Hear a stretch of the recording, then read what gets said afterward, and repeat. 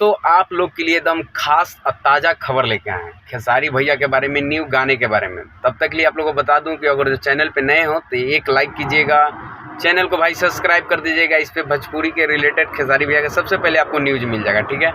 खेसारी भैया का आज सुबह सुबह भाई पोस्ट आया है, फेसबुक पेज पे आया था, ठीक है। पतरी कमर जो गाने का टाइटल है, जो कि बहुत प्यारा गाना है। इस गाने में हीरोइन के रूप में एकदम गौरी मैम काम की है, ठीक ना भाई। आप लोग को बता दूं कि एकदम गौरी मैम है, जो कि बहुत ही पतरी कमर के ऊपर गाना है। और गाने में शिल्पी राज अपना आवाज़ दिए हैं और खेसारी लाल यादव गाना गाए हैं। और किस चैनल पे आएगा, कौन सा यूट्यूब चैनल है जिस पे ये गाना देखने को हम लोग को मिलेगा, तब बता दूं।